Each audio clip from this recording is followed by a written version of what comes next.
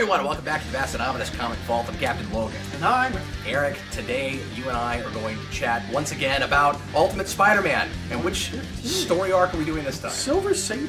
Yeah.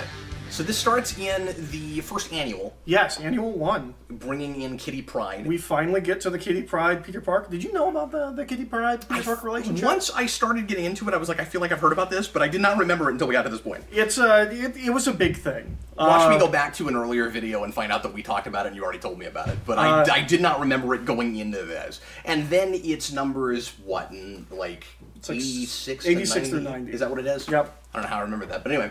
It was a big brouhaha when Bendis put Kitty Pryde and Peter together. Bendis, so everyone of that age... Well, yeah, because he hasn't broken tradition that hard with much, right? Like, I mean, we've reviewed a bunch of this now, and some of it's been quite a while ago. Like, we've been doing this for 2 or 3 years now. Are there any like relationships like that were like super off the beaten path, or any like weird pairings where you're like, not in Ultimate Spider-Man. Okay, there is in the other books. I mean, Ultimate Colossus. I mean, having having Nick Fury as a major Spider-Man character is unusual. Like, there's things like that, but and I say brouhaha. People weren't angry. Like, everyone loved it. Everyone loves Peter and Kitty together. I think the most common complaint is that they don't stay together long. Like, he doesn't get enough out of it. This relationship won't last super long. Because I think it is hella charming. It is so much fun. And it makes so much sense when you're a teenager. Like, oh yes, of course I'll date another superpowered teenager because they can be safe, especially in the predicament that I think the reason I loved it so much, besides just it's some of Bendis' best dialogue in the book. I mean, it's consummate, believable Bendis romance dialogue. He's really good at romances when he's on, but he's got the right two people together. But I think the reason I liked it so much is my wife and I have had this conversation for years. Like, Sarah's whole distaste of the Raimi Spider-Man movies was, I don't know what he even sees in Mary Jane and why he would be dating her. If Black Cat showed up, you'd want him to, like, immediately go to her. And even in, like, cartoons and comics and stuff, she always said that. She was like, I don't know why superheroes don't date superheroes. Well, that's the Frank Miller thing, where he's like, why would Superman be interested in Lois Lane when somebody like Wonder Woman is around? Well, it's probably why he created Elektra. It is exactly why he created Elektra. I think his exact words are, these people would bring down buildings with their passion like they do with their fighting. Yeah. Well, and, I mean, we played that in Buffy a lot, too. That's why, Buffy has Angel. Yeah, but the scene where they bring down a building in Buffy is uncomfortable. Well, yes, it's not really one. Oh, you mean with Spike? With Spike. That's why I went to Angel before Spike. I'm going to go this far. I think that annual is the best single issue in this so far. I'm not going to say overall this is the best story arc, but that is very readable by itself. Like, if you haven't looked at more than like any of Ultimate, it's the conversation, or the conversation where that's issue 13, where Peter and Mary Jane have just it's a conversational thing, or the Aunt May therapy issue. What I'm saying is, it's the best standalone short story that anybody that's never read this could pick up and look at. Okay. That's what I'm suggesting. I don't know if I agree with that, but I don't disagree with that. I think it gives you plenty of, not even a recap, but just like makes it, you know what the status quo is when you read that issue. The artwork is much more modern romance comic-y. It's what I want annuals to be. I think is part of why I'm saying that. It's a really good... It matters, and it's one story, and you don't necessarily have to... I think it's a good jumping on point.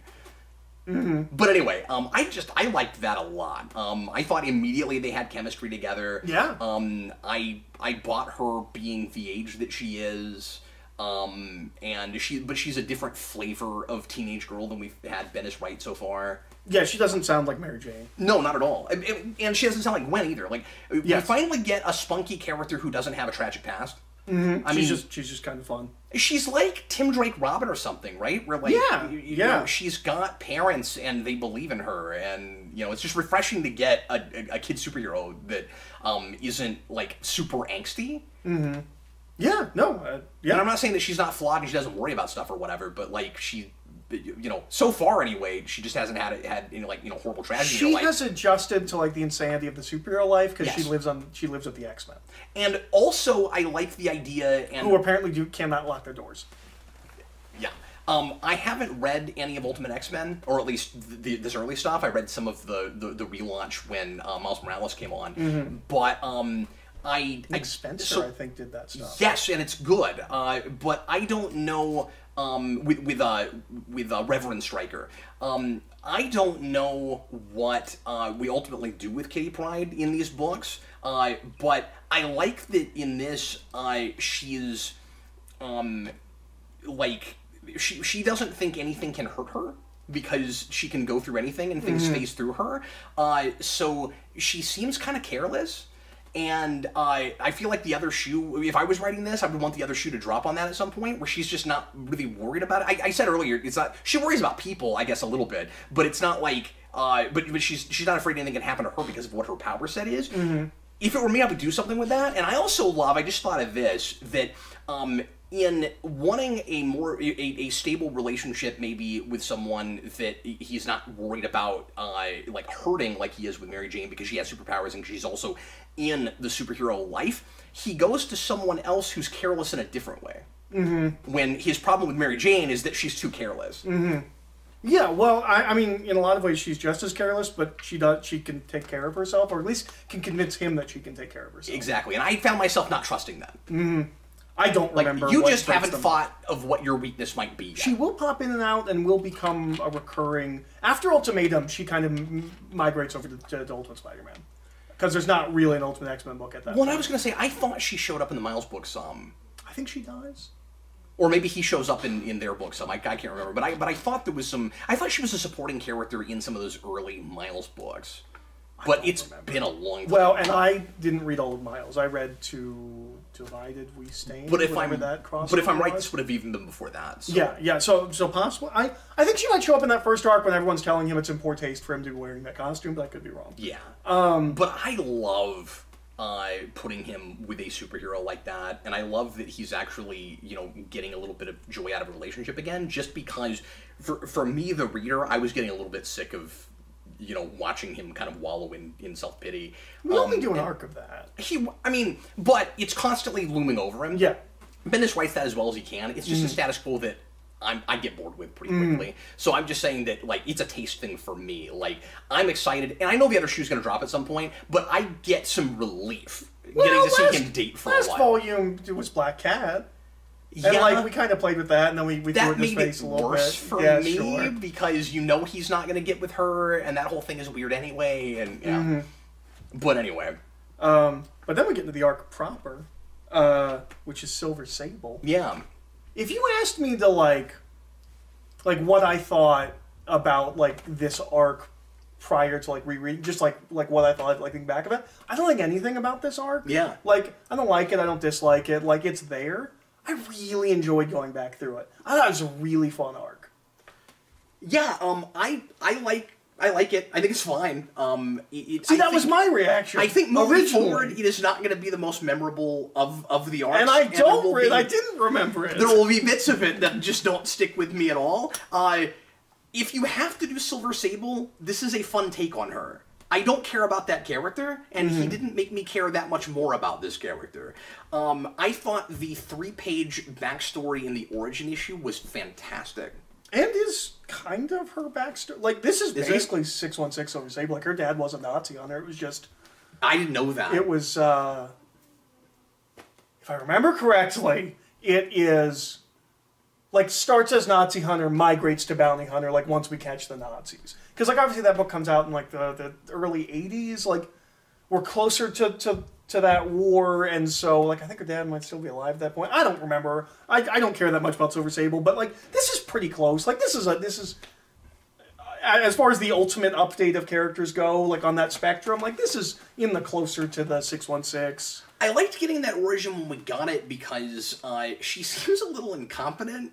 And she's acting like she knows exactly what she's doing, that she's great at her job, but she doesn't hire the right people. Well, she's never incompetent, her team is. No, that's true, but it makes her feel incompetent because she picked them. They're the Wild Pack.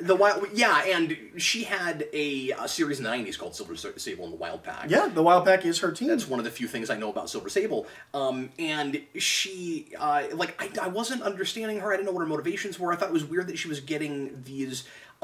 kinds of bounty hunter jobs, but she seemed to be avoiding trying to hurt anybody, and I didn't know what that was about. And then where we get her backstory, suddenly it all makes sense and falls into place, and I just like the kind of subversion of the standard, like, daddy issues thing, where she hates her father because he's never around, and then once she finds out why he couldn't be around, she more than sympathizes with him, and then decides that in order to get closer to him now that he's dead, she has to do exactly what he did. I like that a lot. I do too. That whole thing is great. I do too. I wouldn't necessarily want to read a book about that character. Yeah. But as a supporting character, she's interesting. One of the members of the Wild Pack is named Quintino. Quintino. And I was like, is that like a really weird is that just a Quentin Tarantino reference? Like Quintino? I looked it up. That is the original name of a Wild Pack. Oh, weird. Yeah, Quintino, like in like '93, like that character was created. That is one of those issues that when you buy out old collections, you always wind up with like 5 of. That, Number like, 1? Yeah, that like silver cover, because it's Silver Sable, so they had to do like a chrome cover. Of course, of course. You know... I've never read that, because I don't care. But you know, also reading this... I'll do a vault on it now, why not? You could make a fun Silver Sable movie. You could. Like I've always kind of rolled my eyes at that. 5 people would watch it, but you could. 5 people would go to it because it's Silver Sable. I think you can make a good movie.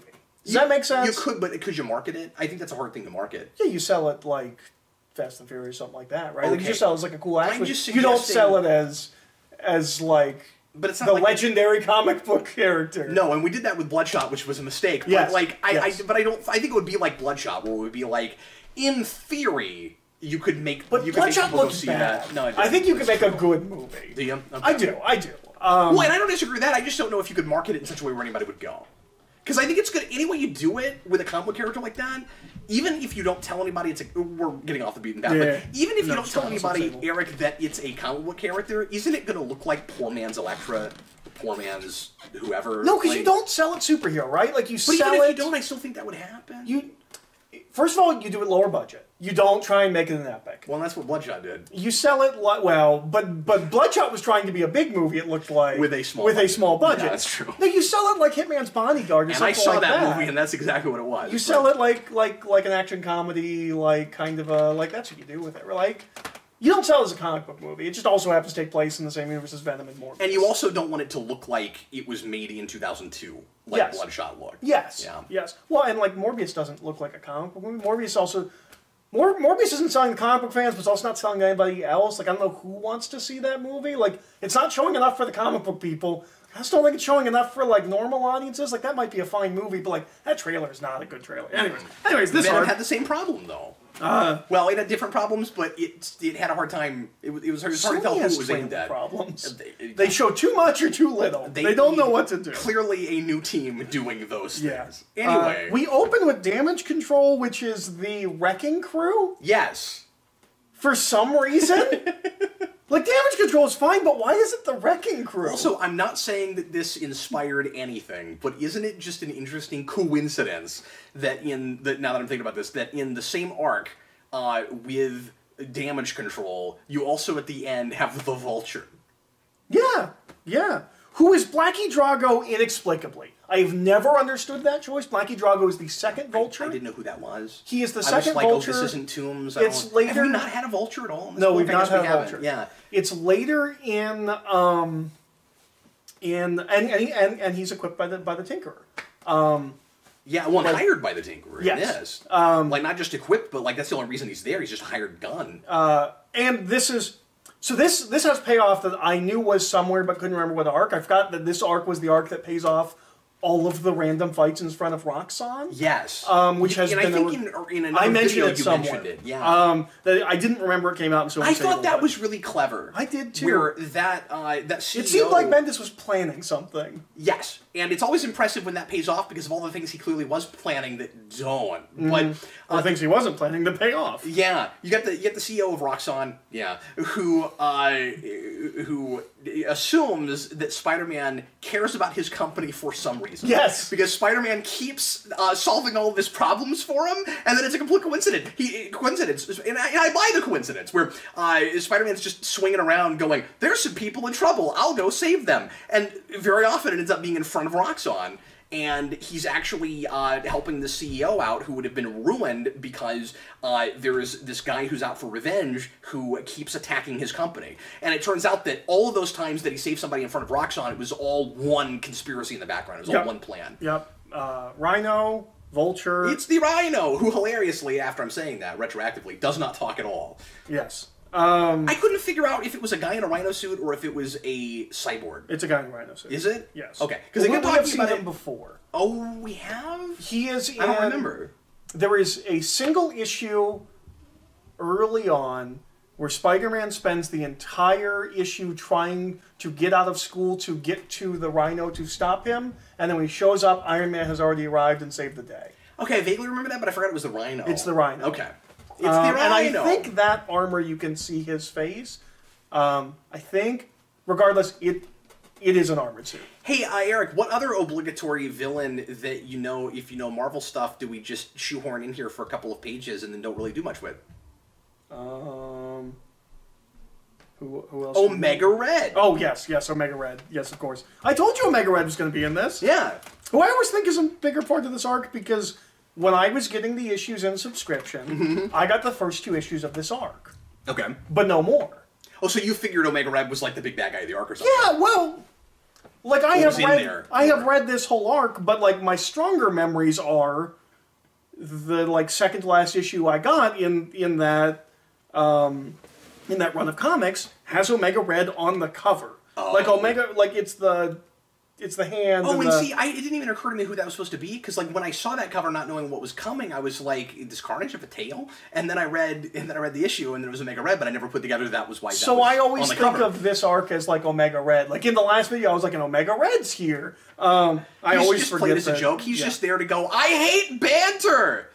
Spider-Man, stop bantering! I hate it. But yeah, if you recall, and I don't think you do, but if you recall, clearly not. Spider-Man says... Well, there's a place where he mentions Omega Red again, but... Spider-Man says... Okay. You can't believe it. I almost wore the exact same outfit today. Boy, that would have been embarrassing. That was funny. One of the first moments of validation that Miles gets is he is fighting Omega Red and makes that joke, and Omega Red says something like, "That's what the last guy said." That's awesome. And he's like, "Really?" Like that makes me feel super good. So I'm yes, doing Spider-Man this scene is important to Miles. I didn't remember that. That's awesome. Yes. I think I'm right about that. It might be the Ringer, but I'm pretty sure it's that joke in Omega Red. That's like a one-off joke, and if you haven't read it before, it wouldn't stick. He clearly thought that was hilarious. Like it's stuck in his head. I think it's pretty funny. It is pretty funny. It's pretty good.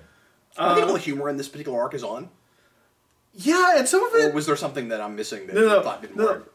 Some of it I think is like really subtle. I think this is hilarious. With the background with the Roxxon guy and how this image in particular where he is at this massive gravestone that doesn't say his father's name, it just says Roxxon. I know, it's really funny. And like I couldn't decide if that was meant to be humorous or not, but I did find myself laughing at it a little bit. Well, I was of 2 minds about it, because now that I'm thinking about it, because at first I was like, this guy is like almost funny tragic, where it's like he's almost funny pathetic, and but it actually is tragic. Like I found myself for a minute sympathizing with him a little bit, because like he just has a crappy lot in life. The guy didn't have any guidance from his father. And then he gets, and then he's just coasting his whole life. He's got all this money. He doesn't have to learn anything. And then suddenly his father, for no discernible reason, gives him the company, even though his father didn't like him. And now he has all this responsibility. And we do a Spider-Man parallel with that. He's got all this responsibility, and he doesn't know what to do with it, and he sucks at everything. And he's kind of the board hates him, and everybody hates him. And then something about the way that scene ends made me think Bendis is doing like a satire of like stupid CEOs that are incompetent and don't deserve the companies that they have, and just got their position to nepotism. Wouldn't the world be a better place if these idiots didn't get to be in control? But the problem is, the page before, he made me kind of sympathize with the idiot a little bit. So I couldn't decide exactly what his motivations were for writing it that way. I think it's a slightly more nuanced take. Do you? I think it is that he is incompetent, and that's kind of funny, and we're poking at that whole thing. But it's also still kind of tragic. Like, he is completely overwhelmed, did not ask for any of this. Like, yes, he's a trust fund baby, and yes, he's an idiot, but he is in over his head and does not know what he's doing. Yeah. So, like, I think it's a little bit more nuanced than, like, he's not broad. evil. It's not the Frank Miller broad satire He's thing. not even corrupted. He only tries to kidnap Spider-Man because he doesn't know how else to get Spider-Man. It's so sad. And by the way, I love this as a bad guy plot because there is no bad guy plot in this. Really. Not really. What it really is just a guy who wants to know. Well, there is at the end with the Tinkerer, but the guy who wants to know why his businesses keep getting attacked. He basically wants to thank him. Well, he wants to know why. He wants to know if Spider-Man knows anything about the guy that's doing this to him. And so, it's not a torture situation, but it is a situation where he is trying to get information out of Spider-Man. But you're right, like, he's appreciative, certainly, of Spider-Man, but he doesn't know how to handle the situation, so he just hires mercenaries. So the majority of the arc, Sable's trying to kidnap Spider-Man. Yes. And we find out that it's because the guy just wants to be like, hey, you keep saving me. Why? Like, do you know what you're saving me from? And Spider-Man's like, I didn't even know I kept saving you. Which is a really funny scene. Yes. I found that really funny. And her incompetent Wild Pack ends up accidentally kidnapping Flash Thompson, thinking that he's Spider-Man, which is riffing on, and it's surprising we're doing this late into the 80s and 90s into this run. We're riffing on the thing that Stan Lee does very early when Flash Thompson just happens to be wearing a Spider-Man costume to a party, and people think he's Spider-Man. It's Doc Ock, right? Doc Ock's who gets him? I think so, but it's been a long time since I read that. And we do that in Spectacular. I think we do that in the 90s show, I think. It comes up a lot. And we kind of play with it again later with the Hobgoblin. And I think where we find him dressed in a Hobgoblin costume, but he's not actually a Hobgoblin, he's just... Oh, really? Okay. Yes. Wait, in this? No, in 616. I'm saying... In 616, okay. I'm like, where does that Him being mistaken for other people is a recurring thing we do. It would be really funny if we also did it with Venom before he became Agent Venom. That would be funny. But Flash Thompson, I think that's become like an almost iconic thing because of his like one-note shtick in the early days of... He bullies Peter Parker, but he loves Spider-Man. Yep. And so putting him in a Spider-Man suit is kind of a fun irony, and it's sort of like he's having to pay for all of that. Where like he's been mean to the guy who actually is Spider-Man, so he's going to get roughed up as Spider-Man. And I think that's the reason that's iconic. And also, isn't it funny that, and I guess that doesn't happen here, but like usually traditionally when we do this, isn't it funny that Spider-Man has to save the guy that hates him? Right, in real life, but adores him as Spider-Man. Yeah, I guess that doesn't really happen here, because he just gets let go, right? Yeah, he gets turned into a hilarious TV movie. Yeah, which is really funny. Also, that whole thing is really tragic, too, by the way, because we get this, like, parody at the end in the TV movie almost of the scene that we get earlier that actually is legitimately sad and tragic, where he's arguing with his father, and his father's, a jerk face, and that's traditional with Flash Thompson. We delve into that real hard in the Agent Venom series, where someone is called for movie rights, and only one network is interested, and so they're only going to get a measly $100,000, and he breaks down like all the taxes and how they're only going to get Flash is like, that's a lot of money, and his dad's like, yeah, but when you take out his cut, and you take out this, and you take out this, it's only going to be like $40,000. And then that scene ends with Flash saying, well, that's more than you make. And then he goes upstairs and Spider-Man's he webs his mouth. And, by the way, did you have what I did there, where I'm just imagining Spider-Man just awkwardly standing around waiting for the web to disintegrate? Well, yeah, because he says that. He webs him in the face. He's like, you're going to tell me what you know. Right after that, the web disintegrates. Right after it dissolves, and I'm like, how long does it take in this? Because a lot of things it takes an hour. Yeah, it's traditionally an hour. Is he just standing there for an hour? And, like, he got turned into a Hallmark movie, right? Like, that's the implication. No, it's Lifetime, and it says Lifetime at the end. I thought Hallmark was Lifetime. I thought most Lifetime movies were Hallmark. Maybe not. Maybe I just see them the same in my head. Maybe Hallmark makes They're those. the same level of quality. But I don't know that for sure. But it says Lifetime. Because remember, Lifetime has their Lifetime original movies. Yes. Just like Sci-Fi had their Sci-Fi original movies. Yes. I don't know if Hallmark had theirs on Lifetime. I guess I would assume that they did. But it does say at the end Lifetime. Yeah, we're thinking the same thing. Yeah. But yeah, that's fun. How do you feel about the issue that has the issue that does the backstories, that framing device within a single issue? I thought it was a little bit of an odd choice simply because this book hasn't really done anything like that before, and it read real kind of fairy tale-y. I just wasn't sure why now for that particular choice, like, visually. I like it a lot within the issue, just for getting that it's so off the beaten path. We are comparing and contrasting three different characters that are the last three characters you thought we would parallel in a story like this, and it's all about how they're shaped by their fathers.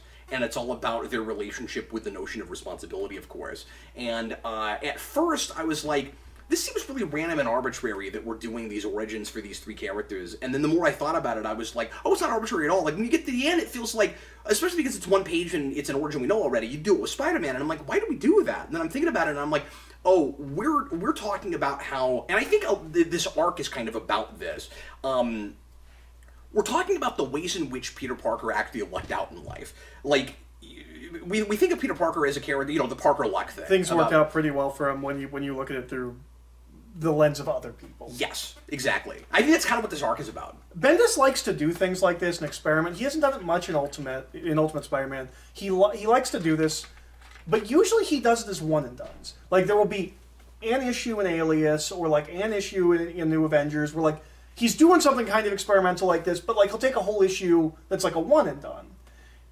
I always think it's weird when you are writing for the trade like this. Yeah. And you do it just in the middle of like a story. Yeah. Like, Or it's even the end different of a with story, older 'cause it's school not like comics where it's just a bunch of running subplots. Like, and an issue stands by itself. None of these issues stand by themselves. And they're also all like whatever part one, whatever part two. Yeah. So this is the end of an arc where he's doing that. Like, it's the second. It's not even the last issue. It's the second to last issue of the arc. Oh, that's true. It is. I forgot about that. Yeah, that's the one that sets up the Vulture thing. I like it like as an issue, and like that's fine. But like as a piece, it's weird to just have it. Well, and forgetting the trade, even just the arc as a piece, it's still strange. And you're right, it's even weirder because it's not the last issue. It is. That it's like right before that, and then it's not like we go back to that or anything. It is Bendis pretending he's writing monthly comics for one issue. Yeah. But he's not writing monthly comics. Bendis has never written monthly comics. Well,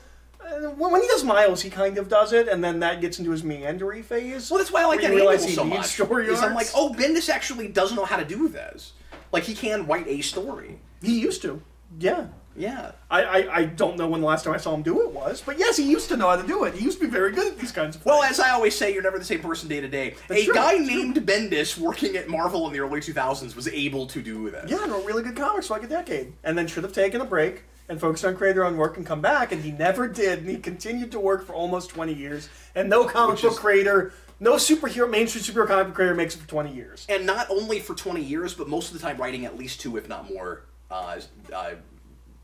pieces at the same time. There's an unofficial rule that nobody makes it 20 years and like stays. Like John Byrne didn't make it 20 years. Frank Miller didn't make it. Nobody makes it 20 years even Claremont. and stays.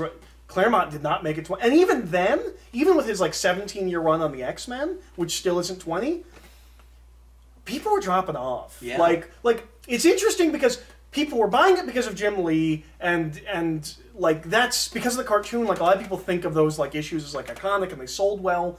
But when you talk to X-Men fans, that's the period of time where that book started losing its way. Yeah. Like even though it was Claremont didn't still have it. Yeah. So like it's that nobody mainstream superhero comics makes it 20 years, and at least without a break. I think like people can leave and come back.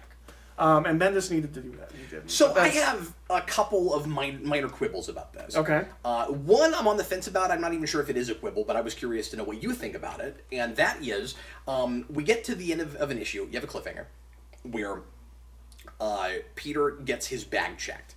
Oh crap! I'm screwed. Yes. Adults are going to find out. The security is going to find out that I am Spider-Man because he's in the school and they're checking bags because of Flash Thompson being kidnapped, and everybody thinks that that Spider-Man either goes to that high school or is a teacher at that school. Random bag check, kid. Random bag check. And when you get to the next issue, the way he gets out of it is some crazy idiot kid wearing a Spider-Man suit runs down the hall claiming to be Spider-Man just in order to advertise for his local crappy band, which is called Molten Man. And I don't know if we ever do Molten Man in this book. No, I wondered if that was just a reference to Molten Man. It is, but when Mary Jane had that issue where she went on a date, it is with this guy. Oh, it's with this guy? Yeah, he's... Oh, okay, so he's he Mark, is... was it Raxon? Oh, okay, so he is Molten Man. Yes, he is but Molten he Man. Won't be Molten no, Man. yeah, it's Mark Raxton, which is weird to do in a Raxon story arc, but it's Mark Raxton. He is Molten Man, but in this it's just so it's like the Tandy thing before we find who appears in this. She shows up in this, and cannot. Like, there's no way that's the one from later, right? I wouldn't think so. Like, there's a time skip in Miles. Like, there's no way that this is the same. It's weird we have Tandy Bowen in this book. He just thought it was really funny for a little bit. Yeah, there's some other Tandy Bowen. Because it's been like 3 arcs where he's been referencing her, and now she finally appears. Remember the first time we saw her name was on a bathroom wall. Yep. No, I think he just thinks it's funny. Anyway. Yes. At the Romita is where they play. Yes, the Romita. We had a couple of those this arc, I feel like. There was another one, I can't remember what it was. And I was like, this is weird to like all of a sudden just put into... Anyways. Oh, you're fine. No, that stuck out to me too. Is it too convenient that you just, because I always say this. This is the kind of thing that can happen, and if you don't write it too often, I can be led to buy it. I was on the fence about this one. That, like, especially because it's over an issue. That's the issue. It's that we gotta wait 30 days, and then when we pick up the next issue, it's that best of both worlds thing, right? It's fire, and then nothing happens. I think if this was just a scene, you wouldn't think about it. Like, I think it plays completely fine. If you just turn the page and some kid runs by, you're like, ha. But we're supposed to wonder, oh, how's he going to get out of this? And then it's by nothing he does. It's also but not unstanley. It is in the arc about how sometimes luck is on his side, but I draw the line there, I think. I don't know. You're right, it is very Stanley. In an arc that's very Stanley. I don't mind it, because I'm reading it in trade. But it shouldn't have been. It should not have been. It shouldn't have been over. Like I think as a scene that plays absolutely fine. I'm more bothered that Mark Raxton seems like a completely different person than the dude that Mary Jane went on a date on. Like here, he seems like Geldorf. Like he just seems like some idiot. Sometimes kids just are trying to find their way. They try out different modes. That's true. That's true. So here's the other one. I don't know if I'm missing something or what. I went back real briefly before we started recording and checked, and I'm not seeing anything that that fixes this problem. So tell me if I'm missing something. Okay. When the Wild Pack fails to get the real Spider-Man, and Silver Sable gets in the car with Roxxon. She says she'll do it for free. She says she'll do it for free. And then later she's screaming at him for her money. Yes. I don't understand that. I don't get that. She says because he doesn't want to work with her anymore. He says, I'm going to hire somebody else, and she doesn't want her reputation tarnished. So she says, well, I'll do it for comp. Yeah. Never comes back again? Yeah. And then later on, she says to him, well, I am going to get paid, right? And I'm waiting for some kind of response. Well, you said you do it for comp. Never comes up. I'm lost on this. I also had that same problem. Okay. Yep. Nope. I was like, I must have missed something, because... Okay, so he seems to have forgot what he wrote earlier in the arc. That does seem... Boy, that's pretty sloppy. Yeah. I mean... That's a problem. That's pretty sloppy. I mean, he's also writing 2 Avengers books, and... Well, I get that, but it's not just his job to catch that. He's got editors. I don't... The editors at Marvel have not been doing a job for 20 years. They haven't caught a single continuity error in 20 years. What if it's that Marvel bad, may as well not have editors. But, see, you're saying that looking at the finished product. What if this is the fixed version? Yeah, what if there were like 19 other problems? Now, to be fair, it's Bendis, and his editors might be concentrating on fixing his grammar, because we do know famously Bendis has very bad grammar. Well, I noticed... which makes me optimistic about getting to write comic books one day. I don't think I could go back and find it right away, but I did notice one little error, which is he wrote a then THAN when he meant a THEN. I didn't catch that. When you got editors, I don't see how stuff like that. Like, be professionals, people. I don't. Because he didn't just write it. It's not like a novel. Someone then had to write it into the comic book. Separate, because Bendis not doing the lettering. Like, a letterer had to then Now, that's do the thing we don't talk about very much, is that it's always possible that sometimes those are lettering mistakes before they're script mistakes. You're right. Because you could very easily be doing the hand letter, if this is hand lettered. You're doing. I don't think it is. It might be. It's more likely to happen if it's typed even. Chris Eliopoulos. Where you go? Is a name I recognize. I don't. But where you go, you're not looking at letter for letter. You go, I'm typing the word then, or I'm writing the word then. It could be on the letterer sometimes with things like that. Well, and even if it's typed, you can just hit the wrong. Exactly. That's what I'm saying. Well, I'm saying it's more likely to happen if it's typed. And with digital, with scanning, it's even possible that like it is correct but scanned wrong. You'll find that in a lot of reproduction trades. How does that happen with a thing like that? I mean, you'd have to re-letter it before it would get scanned wrong, right? Well, like you'll see this in a lot of reproduction things where the book is scanned and there are typos that are not in the original work because it scanned the word wrong. I don't know how that happens. I don't know. You're scanning the image, and I don't understand how things work. But like you scan the image into the. But if you scan an image, it's the exact image. How would it change something like an E to an A? I don't know. You're scanning an image. Maybe that doesn't make sense. Maybe with reproduction comics, you're relettering. That's what I'm saying. The only way that would happen is if you were relettering. Yeah. Okay, so that probably doesn't apply here. Because if that could happen, then you could scan something and like suddenly Peter Parker's got 3 arms or something. Like I don't understand how that happens. Yeah. The only other thing we haven't talked about, if you want to see. No, we do need to talk about. I forgot about that. So there's the stuff with Aunt May, and then there's the bringing Shield back at the end and Iron Man. Yeah, I was wrong. I thought we didn't see Nick Fury again because he goes over to the Supreme Power Universe, but we see him again here. I don't know when he leaves. It has to be soon because I know. Well, we're still acting like there's mysteries we're setting up with him. But he doesn't know the Supreme Power thing is coming. Nobody knows the Supreme Power thing is coming. Like that's a stunt. It is written by 3 different writers. Yeah. Anyways, Jeff Loeb is one of them for some reason. But yeah, I don't know if you wanted to comment on that at all. But I mean, he kind of just shows up so that I really like that he doesn't hold a grudge. I buy that he's there, and I like that that's just kind of more incompetence from the Wild Pack. It's like, oh no, they scan his fingerprints, and his fingerprints are that's tagged. what it was. Yeah, and of course Shield finds him right away, and yeah. And so then Fury shows back up. I really like Nick Fury in this because, like, I like that he's not holding a grudge. Like, we even bring up that he got punched last time we saw him. Yeah, because Kitty Pryde thinks that's so cool. Right. I like that she has Spider-Man posters in her room. That might be set up in that first X-Men arc, but I don't remember. Because this relationship is kind of set up in that arc. Like, she's very flirty with him and all of that. Yeah. So I looked this up, because last time I mentioned something about the video game, the Ultimate Spider-Man video game. Right, yeah. The Ultimate Spider-Man video game comes out in 2005. This arc is in 2006. Oh, so it's happened already. It has happened already.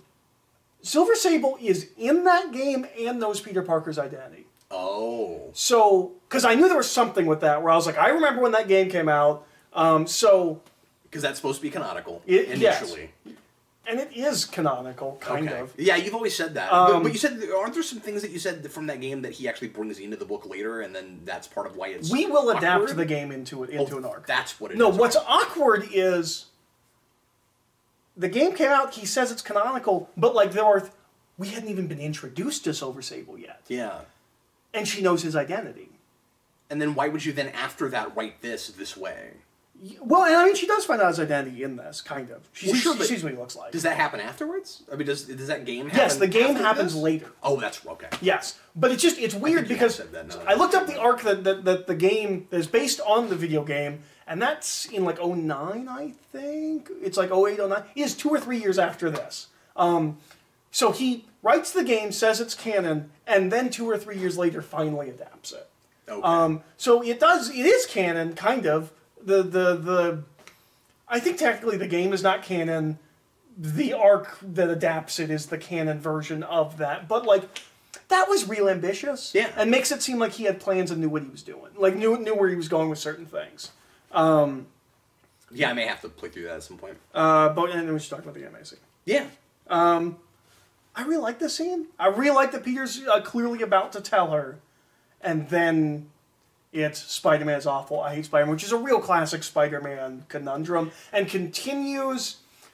I think one of the hardest things to write in modern comics is keeping a secret identity, a teenager keeping a secret identity from their parents. Yes. I think the understood relationship between parents and kids has shifted over the decades. You are either, like, on really bad terms with your parents or you're much closer than you. Like, I think the Leave It to Beaver kind of a family, which is kind of what we're doing with the 60s Spider-Man comics, where, like, your parents are there, but, like, they're not involved in your life. They don't, like, that's not really the way it is anymore. Yeah. And I think it's and most, at this point, I think the first major one is Jaime, Blue Beetle. Like, his whole family knows. Maybe Static Shock did that, I'm not sure. But, like, I think sometimes we are pushing it for, like, it's fine in older comics because, like, they're not as sophisticated, but when you're doing this, I need a reason for him to not tell Aunt May, and we rarely have a reason for him to not tell Aunt May. Like, it's, in old comics, is the looming, like, she might have a heart attack. Yeah. And we play with that a little bit throughout this, where, like, it's like, well, I don't want to put any more stress on her, or, like, she'd kill me. I like that we reinforce it here, where, like, he has gotten to a point where it's like, no, I need to tell her. Well, and what I like with this scene is that he's learning something about her at the exact same time that he didn't know about before, which further gives him motivation to not tell her. It isn't just, well, she hates Spider-Man, and I don't know how she's going to react. I also like, by the way, that a little bit later, Kitty Pryde is like, well, don't tell her now, but when you finally do, she's not going to hate you. She's going to understand Spider-Man more. So we actually do talk about that a little bit, and it's not played for really super forced drama. Like, TV shows don't handle this as well, usually. And I was impressed that he managed to do that scene where I'm thinking in the scene that he might tell her, and then he doesn't, but it doesn't feel like teasy or gimmicky. It doesn't feel too teasy, but he finds out in that scene that she's been going to therapy. Yes, and which we knew, right? Because we saw. Well, you brought that up earlier. That issue where she's in therapy and how great that is. And so we know that she's been super stressed out and that she can't handle everything all by herself. And so he's got this added reason. It's not just selfish, and it's not just the kind of, gimmicky TV, like, oh God, if I tell her now, she'll hate me. No, it's really smart in that it is a scene that reestablishes status quo, or keeps status quo, but by shifting the reason for it a little bit.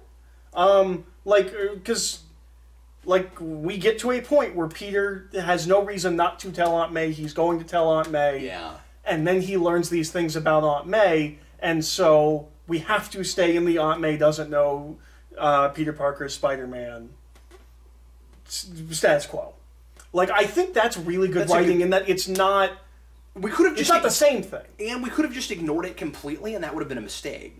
Because too many... I mean, Peter talks about this earlier in the issue where he's like, I don't know how I'm going to keep her from finding out because there's all the... Like, it's well before that scene, because, like, all these things keep happening around me. And, like... And like, it would be really silly for me to keep pretending like I'm not, but I don't want to come right out and tell, like, how do I deal with that? So that's just a good dramatic thing. I also like that he's dating Kitty at that moment when that happens, because she's also a superhero and he can talk to her about it. Which isn't... She offers a different perspective than what Mary Jane would have. And she's on the other side because her parents know everything. And also, like... Or at least that she's a mutant. Yeah. And that's the parallel, is the mutant versus superhero thing. Like, and she lives with... superheroes, though. Like, she lives in a different world than he does. Yeah. Like, it is all accepted where she is. So, like, in some ways, she could be thinking about it less, not critically, but, like, it doesn't seem as big a deal to her because she's surrounded by this stuff 24/7. Yeah. He is not surrounded by superhero things 24/7. And I also just always like it when we put Spider-Man... when we kind of compare Spider-Man to the X-Men, because he's such an interesting case where he's got superpowers like them, but he wasn't born with those powers. And so, like, he could... We do this in things where people assume he's a mutant. And it's always interesting to compare him to the X-Men. Yeah. So this is a really good, take on that whole thing. But yeah, the way Aunt May's handling this is, continues to be really good. I mean, she's always consistent. When she does finally find out, I remember it being really good. Like I've always really liked how that all plays out. I think it plays out well. Years ago, I actually read that issue. Interesting. But I don't remember why. Interesting. But anyway. Yeah, it's a solid arc. Yeah, I still say down the road I'm going to forget about a lot of things. Well, and that's where I was, but like coming back to it, I was like, oh yeah, this is really fun. Because I didn't even remember variety. It's been so like. Well, we had a stupid comedy arc that wasn't good, but besides that, like we've had this kind of like looming, depressing, like woe was me stuff. Not woe was me in a horrible bad way. Like Peter Parker remains sympathetic, but just like I needed something middle of the road like this, where like there's still some like serious drama to sink my teeth into, but it's also fun. And this book is at its best when it's fun. Well, I'm pretty sure next arc is far. Deadpool, so. I noticed that. Yeah. Strap in. And you said that's totally different from any Deadpool you've ever seen before. Because Deadpool's not popular when that book gets written. Right. Like Deadpool is a very niche character when that comes out. So I wasn't. I mean, sure... you really just had the Joe Kelly stuff at that point, right?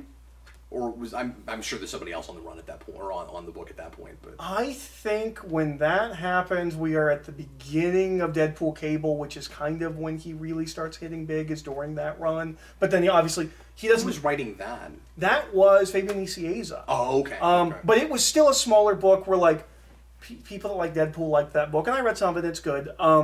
It's really interesting because he does not make Cable a joke. Like, that is a buddy book where Deadpool is Deadpool, but Cable is Cable. Yeah.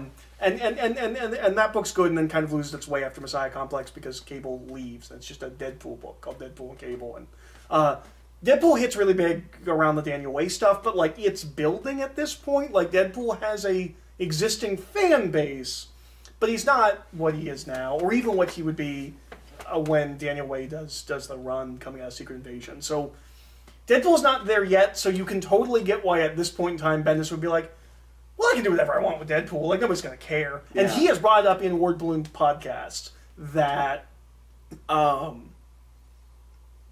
like, he will refer to the fact that like, all of the Deadpool fans hated Ultimate Deadpool, or that everyone hates Ultimate Deadpool. Well, retroactively, it was probably a really weird choice. Yes. Yeah, if you go back to it now, like, which we're going to. Which we will, yeah. But I didn't experience it that way. And, like, I liked Deadpool back then. Like, yeah. I mean, I don't hate Deadpool now, but, like... You hate pockets of Deadpool. Yeah. Some of it's really awful. I just want Deadpool to go away for a while. Like, I just need a break. And I needed a break since, like, 2010. Yeah, I was going to say, like, you can blame him for things you don't like in the culture and stuff. Yeah. But, like, I liked Deadpool and was, like, vaguely familiar with Deadpool. Like, I think when I first read the Deadpool arc, my association is I had issue 1 of his second miniseries, and I thought of him as Spider-Man and the Punisher. He is jokey Punisher, or killing Spider-Man that kills. Like, that was my view of Deadpool. And so, like, I'm not bringing anything to that Deadpool arc. I just think it's boring. But we'll see what we think going back to it. Because you obviously would have had a totally different perspective if you read Kelly. Yeah. If I'd read Kelly at that point, I would probably hate it. Basically a psychopath who doesn't have any empathy. Because wishes he did. That's what I love about Kelly's Deadpool. I wish we could get back to that, where like he's the guy who wishes he understood what a hero was, and he keeps trying to figure that out, but he never manages it, and that's when he's interesting to me. I think Dugan's run is supposed to be about him finally getting there. Oh, interesting. I think that's the long arc of Dugan's run. But yeah, so is that why? How recent is that? I was going to say, is that why he gets to be an Avenger? That is why he gets to be an Avenger. Oh, is it really? It's written by that same writer. It's still Dugan. Okay. Well, maybe if I read that stuff, I would buy it. But I don't ever buy in Captain America picking Deadpool to be an Avenger. But also, that was during Hydra Cap, so it gets a slight pass. Oh, that's right. I forgot all about that. Yeah. Okay, but then people around him should not be okay with it. I didn't read the book, so I don't know. Well, I read dropped that off issue on the Avengers after Remender left. But yeah, so we're doing Deadpool next time. Actually, it's not just Deadpool. I am curious to see what that's like. I know you expect me to hate it, but I'm curious about it. Well, I don't expect you to hate it. It's not Deadpool. Well, straight up, it is the Most Dangerous Game, and I think that is an incredibly boring story. Like, I just don't care about Most Dangerous Game stories. Sure. But I was looking ahead to see like what was next, because this is some of my trades are newer and some of them are older, and the newer ones will list all of Ultimate Spider-Man. This is an older one, so it only lists up to this volume. So that's why I think it's Deadpool. But I was looking ahead, and it's Deadpool's only 4 issues, and then there's a 2-issue arc, which is where we finally get Blade or Morbius. We finally get Morbius because remember I'm looking at reviewing those together. Is that a trade? Yes, that's a trade. Because I've been looking at the trades, because remember we had Morbius show up in like a full-page splash. We're like, why is Morbius here? And I was like, maybe he says the Morbius story is a flashback. Like, I could not remember where Morbius happened. And so I was just like, I don't know when... Because I thought it was in the Superstars one that we just did, the one with the 3 vignettes. I was like, surely that's where Morbius... I was like, I don't know when it happens. It's because Deadpool's only 4 issues. Oh, okay. Which I guess is nice, because I don't like that arc. I might change my tune. Like, I could come back next video and be like, hey, you know what? I didn't hate Geldorf as much as I did. It really just comes down to that 6-page sequence of explaining the placebo. And happily, he's not too much of that story. Geldorf? Yeah. Well, and I found a new appreciation for Geldorf because I'm pretty sure he's writing Tommy Wiseau. Yeah. Like... And you wouldn't have known that when you were, you know, a teenager. No. I wasn't hip. I wasn't cool. I wasn't on the edge of culture. Like, clearly Bendis was. I'm not sure that he was writing Tommy Wiseau, but I'm pretty sure. By the way, my wife has finally caught up and heard about Tommy Wiseau and is now curious about The Room. And I keep meaning to ask you to bring your copy over because I don't have one. Yeah. I can totally bring my copy over. Yeah. But anyway, that's neither here nor there. Yeah. So next time it'll be Deadpool. Once we get into room talk, it's probably time to end the video. So thanks a lot for watching, everybody. I'm curious to see what Deadpool's like, so we'll do that next time. And Eric, thanks for hanging out with me and talking about Ultimate Spider-Man again. Absolutely. We'll see you again next time. I was Captain Logan. And I was Eric. Later, folks.